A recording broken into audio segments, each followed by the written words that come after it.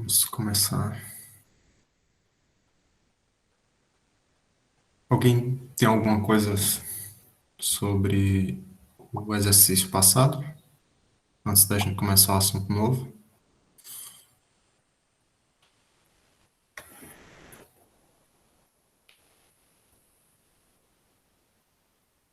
Não? Então, vamos começar.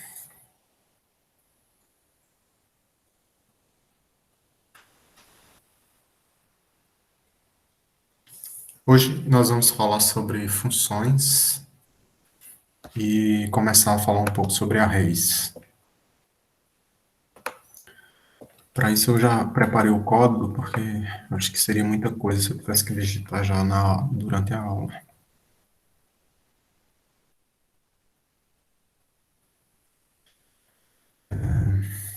Então, aqui a gente já tem a função principal, que é uma função que vocês já conhecem. É que todo programa em C tem que ter pelo menos uma função, e essa função é chamada de função principal, e a gente escreve isso em inglês com a palavra main, né? M-A-I-N. E essa função principal, por padrão, ela tem um retorno, um tipo de retorno, que é int, int, e lá no fim a gente retorna zero, né? Return zero aqui, ponto e vírgula. Então, todo programa em C tem que ter pelo menos essa função. Aí nós podemos criar as nossas próprias funções. Na verdade, criar funções é uma maneira de aumentar a qualidade do código, porque nós modularizamos pedaços de código que se repetem com frequência. Então, quando você tem um trecho de código que se repete com muita frequência, ele é um candidato a ser uma função, porque aí você não precisa repetir aquele código o tempo todo, você basta chamar a assinatura da função representada por aquele que representa aquele código. Então, aqui eu tenho um exemplo de função, que é a função que eu chamei de getMax, é uma função para determinar o maior entre três números inteiros. Então, observem aqui, a assinatura da função é essa primeira linha, e ela é composta pelos seguintes elementos: o tipo de dado que vai ser retornado, nesse caso aqui, essa função vai retornar um inteiro, o nome da função, que é chamado, aqui eu chamei de getMax, mas poderia ser, por exemplo, pega o maior número. E entre parênteses, a gente tem uma lista de argumentos da função. E aqui nessa lista de argumentos a gente tem três números inteiros, né? Que eu chamei de ABC, int A, vírgula, int B, vírgula, int C. Aí abre chave, fecha chave lá no fim, para delimitar o escopo dessa função. E aqui está o que a função faz, né? Ela compara se os números são iguais, depois compara se A é maior do que B e C, compara se B é maior do que A e C. Se nenhum desses dois casos for verdade, ela retorna o terceiro número, retorna C. Até aqui, eu acho que não tem muita novidade na definição de função. Então, observe que existe um padrão de definição de funções que a gente define as funções depois da função principal, depois da função main, a gente define a nossa função. Mas antes da função main, nós precisamos colocar o protótipo da função, das nossas funções. Então, por exemplo, aqui, não olhe para o resto do código, não. Foque aqui nesse int getMax. Observe que aqui, antes da função main, nós temos o protótipo da função getMax, que é também chamada de assinatura, que a gente tem o tipo de dado de retorno, o nome da função, os nomes dos parâmetros, ponto e vírgula. Isso aqui é chamado de protótipo da função, definido antes da função main. Então, só depois de eu definir protótipo da função aqui, é que eu posso usar ela dentro do meu código da função principal. Então, aqui a gente tem, na função principal, a definição de três variáveis para guardar três números inteiros. No caso aqui eu chamei de 548. Nós temos também. Eu coloquei 548 que eu estava testando antes, mas aqui a gente pode colocar, por exemplo, 0, 0, 0, só para ter valores pré-definidos.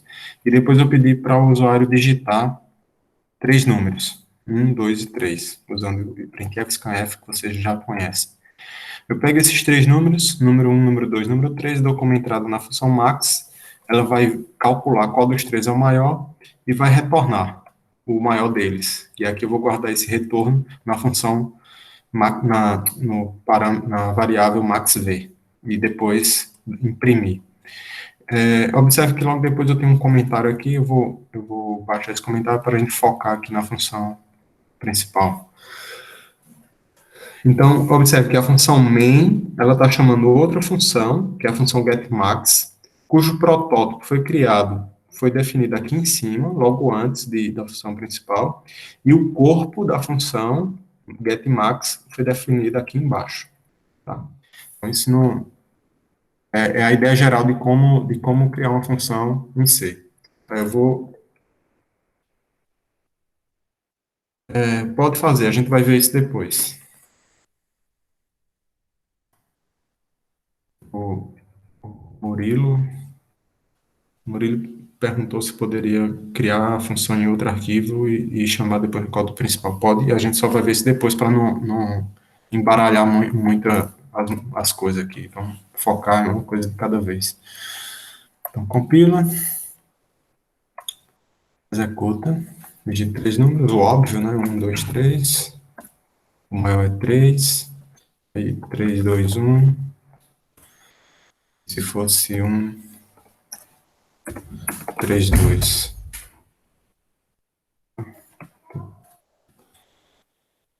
3, 2. O maior é 3. Então, tá aí, executada. Compilada e executada, função max.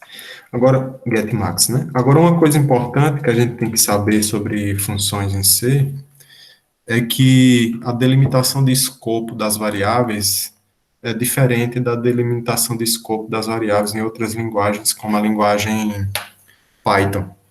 Então, se você define uma variável aqui em cima, digamos, essa duplicate igual a 5, certo que ela está definida fora de todas as funções. Ela está definida tanto fora da função main, quanto fora da função getMax.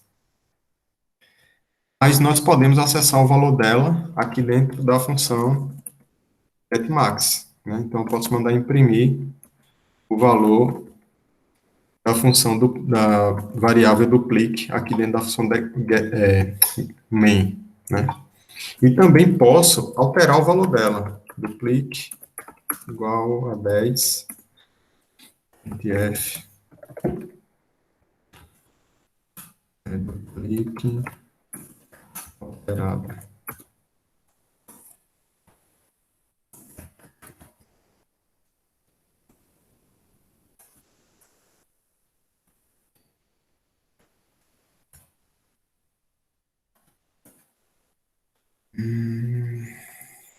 Tá reclamando aqui. Sim, falou porcentagem.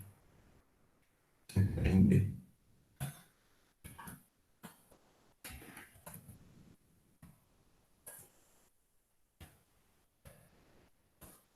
De três números. Sete. Então, serve aqui. Calcular maior está correto. Duplique antes de ser alterado era 5. Duplique após alteração passou a ser 10.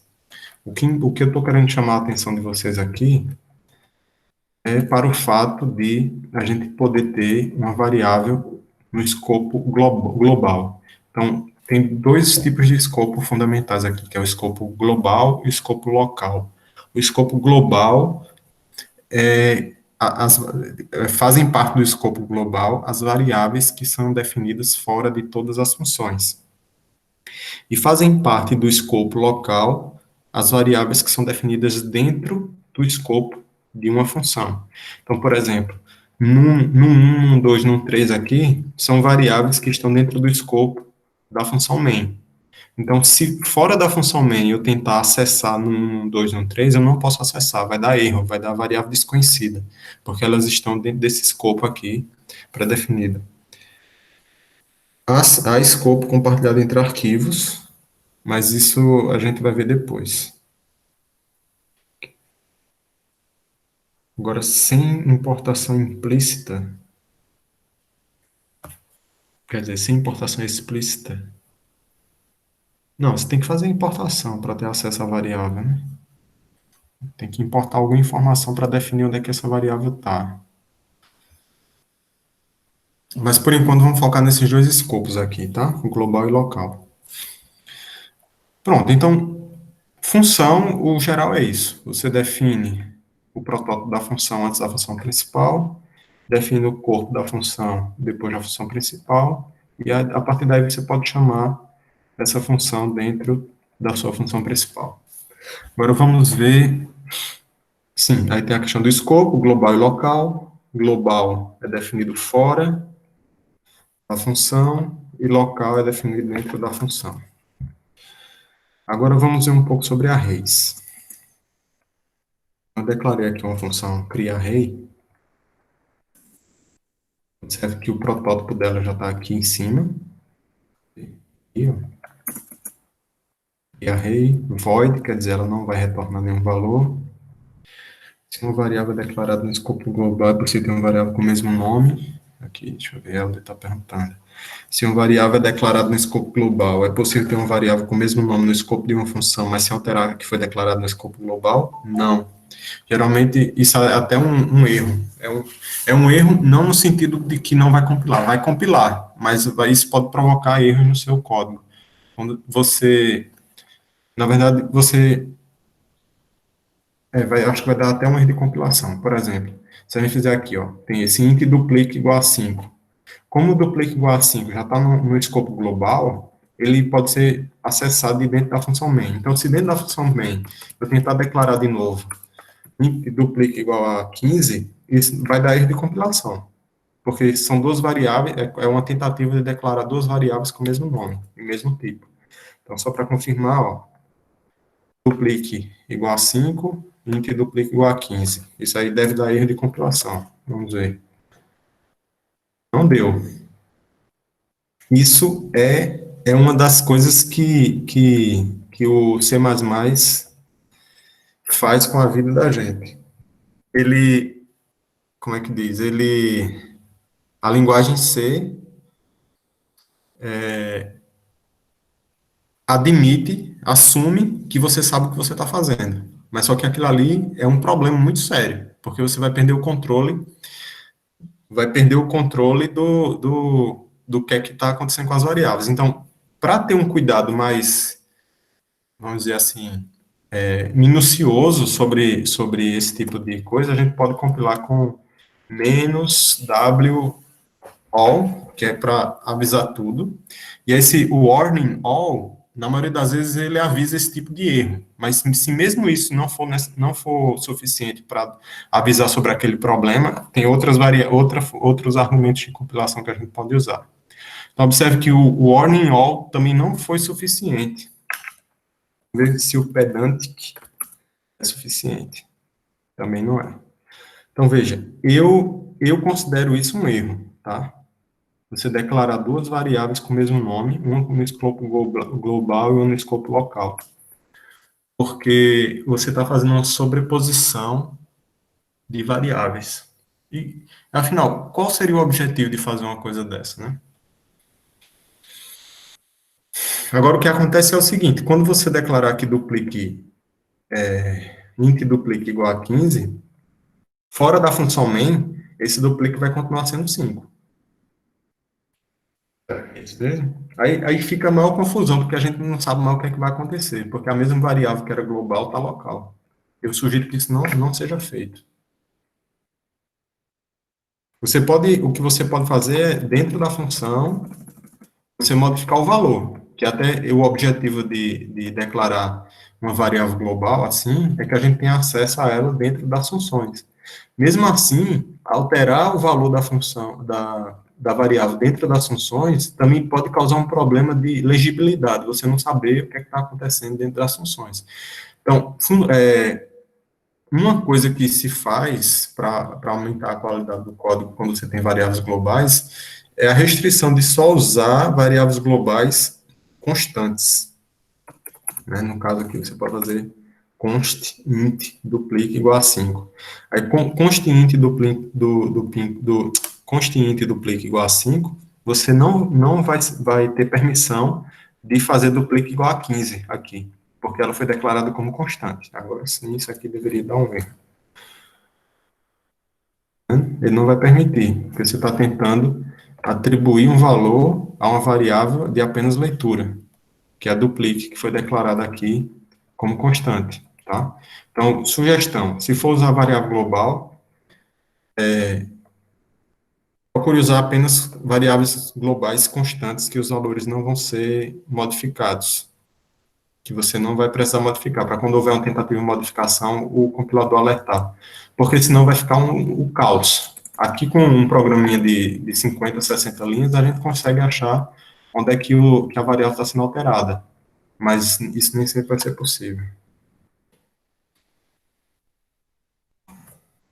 Tá, voltando aqui para o criar array.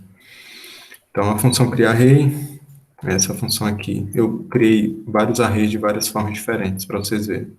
Então, um array é definido dessa maneira. Você tem que dizer o tipo de dado que vai ser armazenado no array. No caso aqui é um array de tipo de inteiro. O conteúdo dele será inteiro. Você define quanto, entre colchetes, o nome da variável array1 é o nome do array. Entre colchetes, são quantos valores inteiros esse array pode ter. No caso aqui ele pode ter 3, o array 2 pode ter 5 e o array 3 pode ter 4 valores inteiros. Você pode definir um array sem dar nenhum valor de entrada para ele, assim como qualquer variável em C, você pode definir sem dar os valores a priori.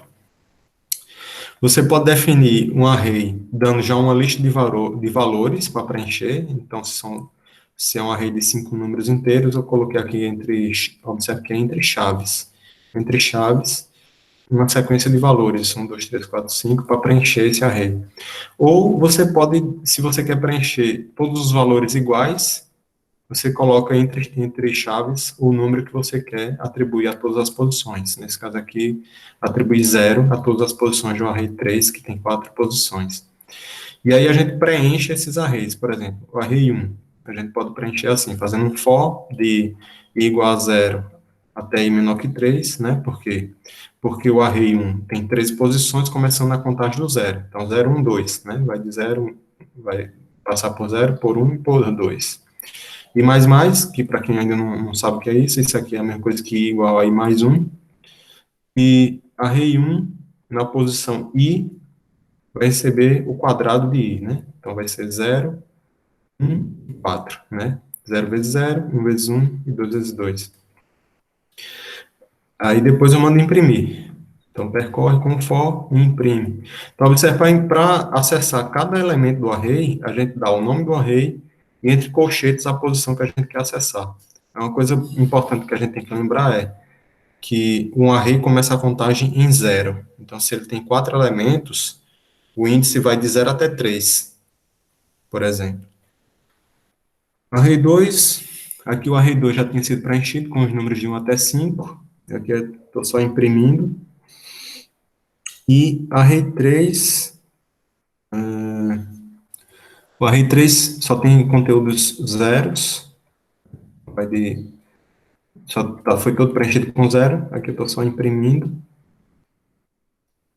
E aqui eu estou mostrando que é possível também ter arrays multidimensionais. Esse array multidimensional foi definido aqui em cima.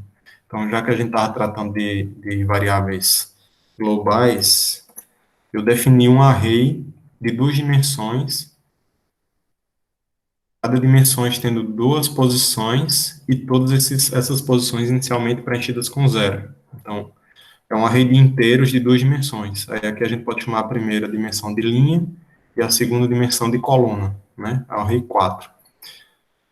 Como a matriz. Esse array de 2 dimensões equivale a uma matriz. Na verdade, os arrays são matrizes, né? Array de uma dimensão é uma matriz de uma dimensão. Array de 2 dimensões é uma matriz de 2 dimensões, assim sucessivamente. Você pode ter de 3, de 4, de 5, de 6, indefinidamente, quantas dimensões você quiser colocar no array e fazer matriz de múltiplas dimensões. E para preencher esse array essa matriz, no caso, né, como você já identificou, a gente tem que percorrer dimensão por dimensão. Aqui eu já chamei de L, a primeira dimensão para representar a linha, e C, a segunda dimensão para representar a coluna. E aqui eu estou só imprimindo, né? Porque ele foi preenchido lá embaixo. Então, voltando aqui, foi preenchido aqui, ó. Então, linha 0, coluna 0, vai ser BL vezes 2 mais C. Linha 1, coluna 0, linha 2, linha 1, coluna 0, linha 1, coluna 1. E assim você vai percorrendo elemento por elemento e preenchendo. Eu botei aqui L vezes 2 mais C simplesmente para colocar os números da sequência, né, de 0 a 3. Vai ser imprimido aqui na função principal. Então, na função principal, a gente tem a chamada para a função, é o creaRay. Observe que é uma função do tipo, como é que se diz? É uma função do tipo void, ou seja, não retorna nenhum elemento. E isso permite que a gente tenha, por exemplo, aqui uma função principal, uma variável global, que é modificada lá dentro de creaRay, e depois pode ser acessada aqui fora, para a gente imprimir os valores. Deixa eu lá.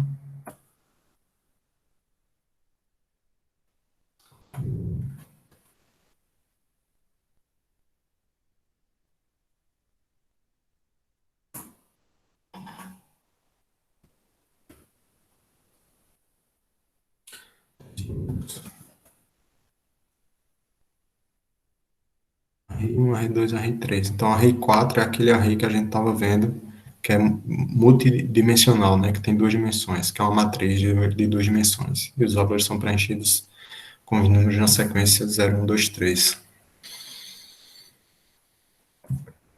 Aí, a partir daqui, você pode fazer o que você quiser, né? Você pode criar matrizes com quantas dimensões você quiser.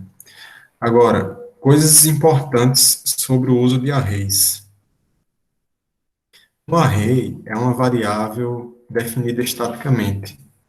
Isso quer dizer que a quantidade de memória que será usada pela variável array é definida em tempo de compilação.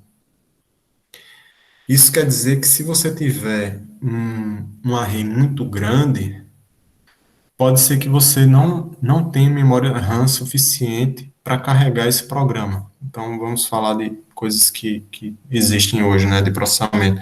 Por exemplo, quando se você quer processar um vídeo, e pensando que um vídeo pode ser entendido como, por exemplo, uma matriz tridimensional, em que numa dimensão você tem os quadros do vídeo, que são as imagens, e cada quadro de vídeo é uma matriz bidimensional. Então, se você tem um vídeo de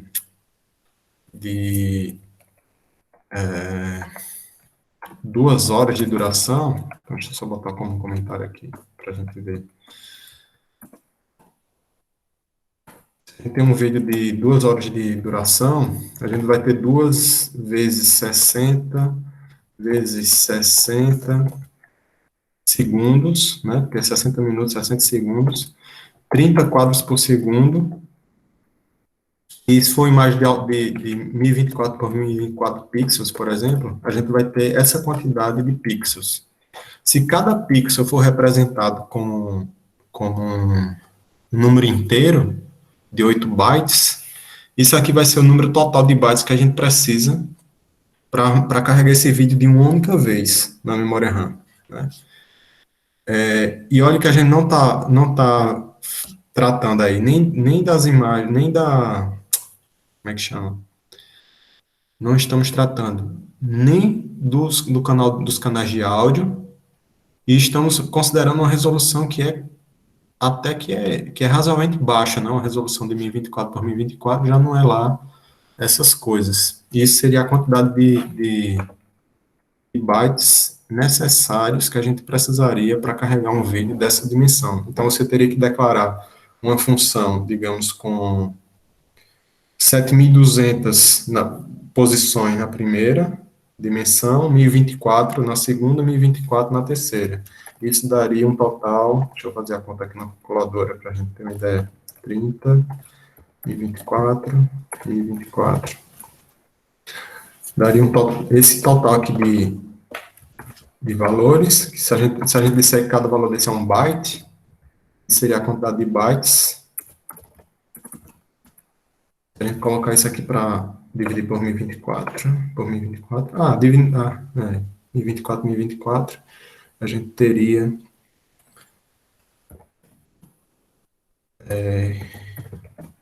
em mega, depois por 1024 de novo, teria em torno de aproximadamente 210 gigabytes. Gigabytes de informação. Se cada número desse corresponde a um byte, né? Porque a gente dividindo por 1024 dá em kilobytes, por 1024 vai dar em megabytes, por 1024 vai dar em gigabytes. Então, essa seria a memória necessária que você precisaria. Aí, isso não pode ser feito com arrays, claramente não pode ser feito com arrays de modo estático. E aí que entra uma das ferramentas poderosas que você tem, que é a alocação dinâmica de memória, que a gente poderá estudar um pouco quando estudar ponteiros, tá?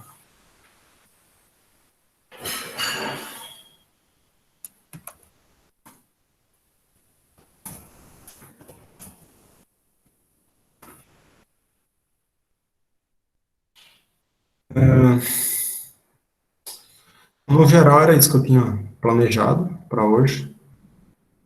Funções e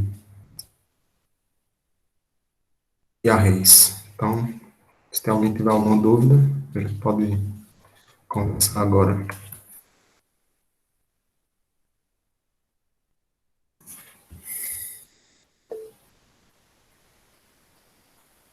Quais as operações que se pode fazer com arrays?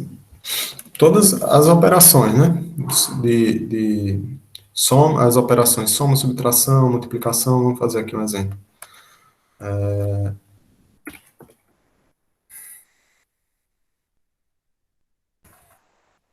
Void soma arrays.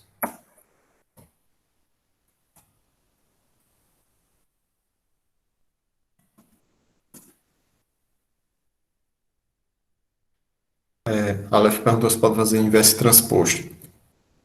Infelizmente, não tem essa funcionalidade pronta. Você tem que criar a sua função para fazer isso. Ou então usar alguma biblioteca, mas por padrão, não tem.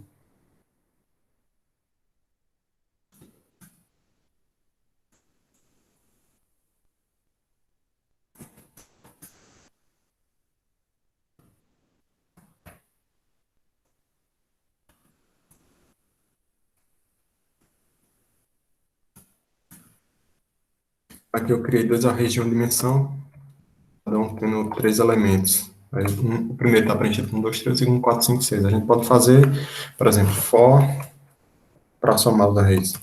Size t igual a 0 e menor do que 3 e mais. Sim, aí eu preciso de um array para salvar o resultado, né? Array 3. Mas tem um tipo de dado que geralmente é usado para a gente definir índices de arrays. Mas poderia ser aqui um int i, ou então um unsigned int também, tanto faz. Mas size é o que é mais comumente usado, porque ele não pode ser negativo.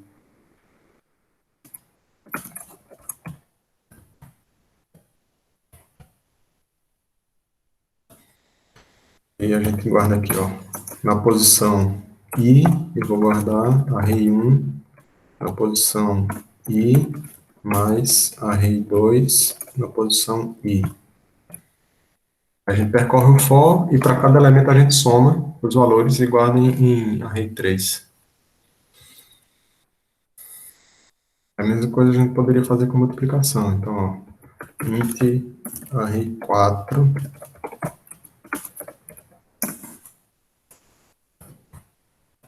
Se eu quisesse fazer a multiplicação, array 4, na posição i, vai ser de array 4 i vezes, quer dizer, array 1 vezes array 2, na posição i.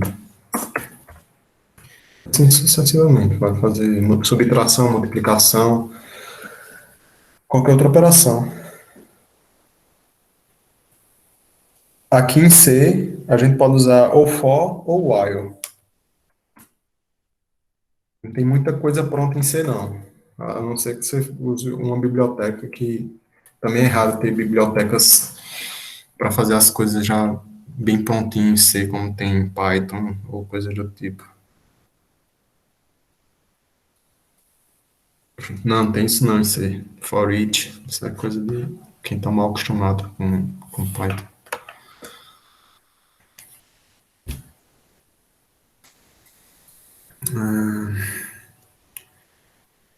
Se a multiplicação vai ser como a de matrizes, essa multiplicação aqui, a multiplicação de arrays é ponto a ponto, ou seja, elemento por elemento. Ele não faz, por exemplo, se você tiver uma matriz, duas matrizes representadas como arrays, você não simplesmente faz asterisco que ele faz a multiplicação como se fosse as matrizes da matemática, não. Você não pode fazer isso aqui, não.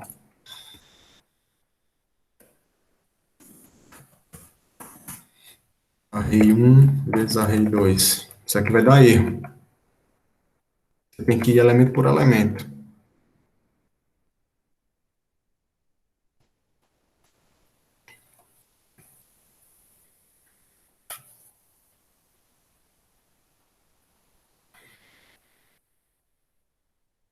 Aí, coisas importantes que a gente tem que ter cuidado, uma das coisas é que a linguagem C, em tempo de compilação, ela não verifica se você está obedecendo os limites do array. Então, observe, esses arrays, todos eles são de três elementos. Eu poderia ter colocado aqui, ó, o número 4 e compilar o programa, ele não vai acusar erro. Ele vai acusar o erro só em tempo de execução. Se quando ele tentar acessar a posição 4 na posição 3, né, no índice 3, que é a quarta posição, se no tempo de execução tiver memória disponível naquela posição, ele vai permitir fazer a operação.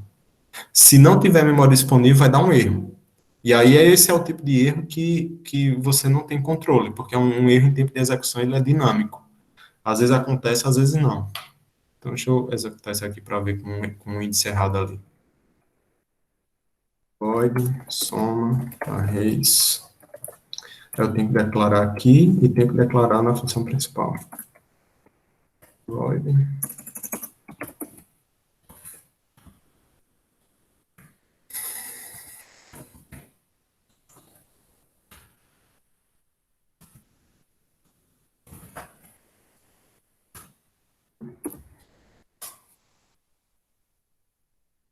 Não preenche nada, não. Ele não, ele não, a linguagem C não faz nada por você, tá? Ela assume que você sabe o que você está fazendo, que você está controlando o uso da memória corretamente, que você está preenchendo as variáveis adequadamente e simplesmente executa o que o programa está fazendo. Warning. Array 4 e array 3. Ah, mas aí é só porque as variáveis foram declaradas e não estão sendo usadas. Função específica para preencher um array com um valor específico. É só atribuir, né, Helder? Deixa eu só executar aqui que a gente vê isso. É isso aí, como o Emanuel falou.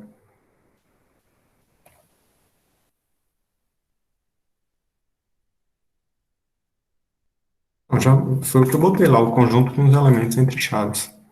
Ó, tá vendo o erro que deu aqui, ó? Em soma arrays, stack smashing detect. Ou seja, a pilha de memória foi acessada por um programa, quer dizer, uma determinada posição de memória foi acessada por um programa que não tinha permissão de acessá-lo. Esse erro aqui, ele ocorreu justamente porque nós declaramos aqui, ó, um array, foi de soma aqui. Nós declaramos um array de três posições e tentamos acessar a quarta posição. Aí deu um erro em tempo de execução. Aquele aquele outro warning que deu de compilação foi por causa dessas variáveis que foram declaradas e não foram usadas. Em algum lugar do código, que eu não lembro onde é que é. Sim, a Helder perguntou se tem uma forma de atribuir os valores, eu acho que ele está falando isso aqui, não. Ó, array 2, 5, recebe 1, 2, 3, 4, 5. Eu já atribui tudo de uma vez nas posições de 1 a 5. É isso, Helder? Não? Então sei o que é que você está falando. Esse zero aqui. O zero também é atribuído a todas as posições do array 3. Se não for assim, tem que preencher percorrendo com um loop. Pelo menos eu não conheço outra maneira.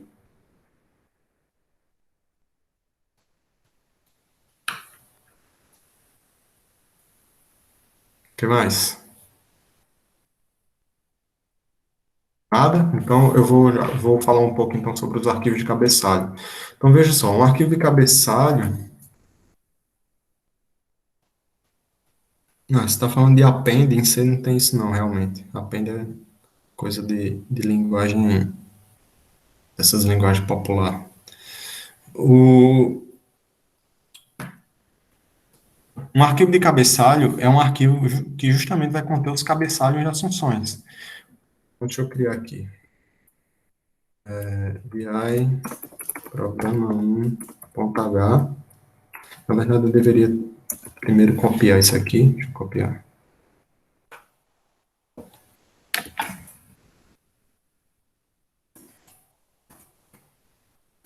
Aqui. Outra coisa.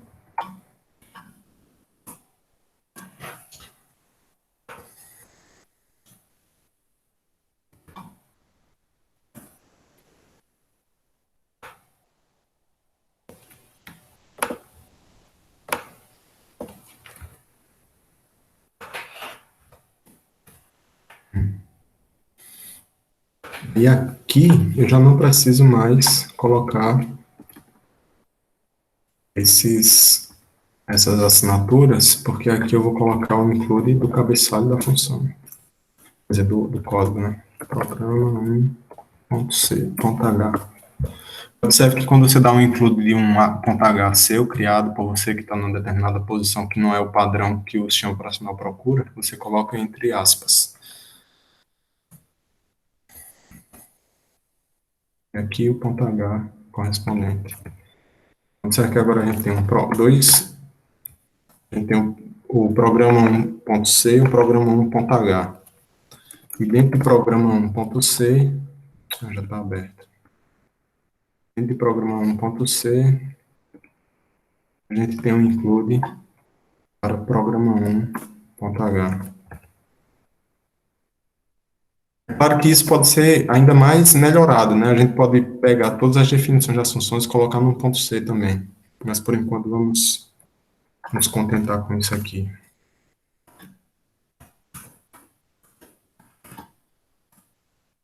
Compilou normal, ou seja, eu separei os arquivos de cabeçalho dos arquivos de... Yes. Separei os arquivos de cabeçalho dos arquivos de definição.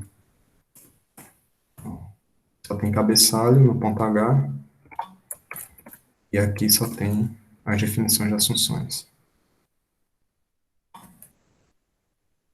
A gente vai fazer uma aula só sobre isso depois, sobre como organizar um código que tem muitas funções.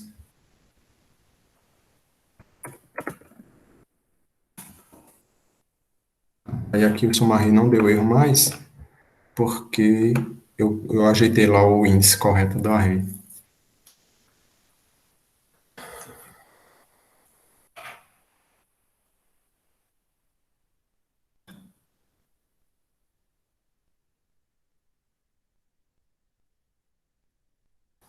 Então, a função C, ela tem essa questão, né? Como é uma função, ela é uma linguagem de baixo nível, é praticamente baixo nível, nível médio, baixo, mais ou menos, ela não tem muita coisa pronta. Daí, operações com matrizes, você tem que fazer elemento por elemento, por exemplo. Não tem len, não tem len para ver tamanho do array, não, em C. Não tem nem length, não tem isso não, não sei. Isso é interessante, né? Alguém poderia perguntar, poxa, para que alguém vai querer programar numa linguagem que não tem nada pronto, mas tem as motivações, gente. Principalmente porque quanto menos coisa pronta, mas também mais liberdade você tem de definir como as coisas funcionam, né? Porque, por exemplo, se a gente for estudar C++, tem uma estrutura de dados de C++ chamada vector. E aí sim, aí num vector você tem push, pop, append, tem função para saber o tamanho do vetor e etc, etc. Mas como ele é definido internamente na linguagem, aí você não tem controle. Você não sabe como é que aquilo ali é feito.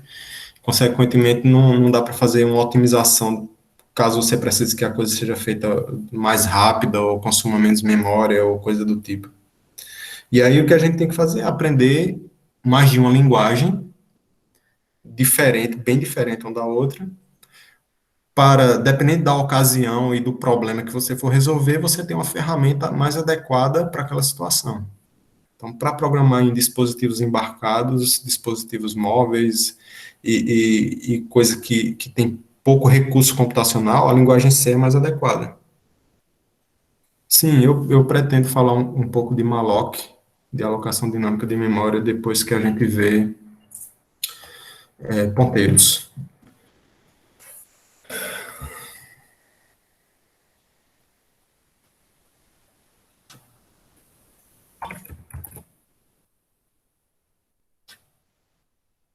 Gente, é isso planejado. Vou colocar mais uma lista de exercício agora sobre funções e arrays. E na próxima aula, que eu acho que vai ser na sexta, Emanuel pergunta se array é o único tipo para coleções em C. Dessas estruturas básicas em C, a gente tem os arrays e tem uma coisa chamada struct também. E struct C, struct array. Não sei se tem uma coisa chamada set, mas eu acho que, no geral, o mais popular é arrays e struct. Não tem muitas outras coisas mais não. Como as funções em C podem ser passadas como parâmetro para outra função? Para a gente entender isso, aí a gente tem que estudar ainda ponteiros e referências. Quando a gente estudar ponteiro e referência, aí a gente vê como é que faz isso. A gente poderá, pelo menos, ter a base de conhecimento necessária para entender como fazer isso, como passar uma função com parâmetro para outra. Que isso aí, essa passagem de função com parâmetro era muito usada, não sei se está sendo usada mais, numa coisa chamada, deixa eu ver se eu lembro, esqueci o nome, mas era quando a gente fazia interface gráfica com C. Você tinha que passar algumas funções dentro como argumentos de outras. Esqueci a palavrinha para isso agora. Não, não vi como essa palavra não. Era outra coisa. Não era curry, não. Não sei nem o que significa isso.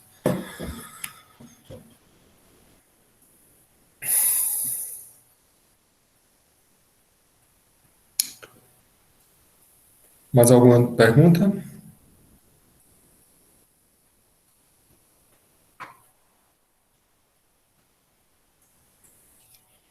Então, espero que vocês estejam fazendo os exercícios, né? Porque, assim como a maioria das coisas que a gente estuda em computação, a gente não aprende só olhando, né? Tem que botar a mão na massa.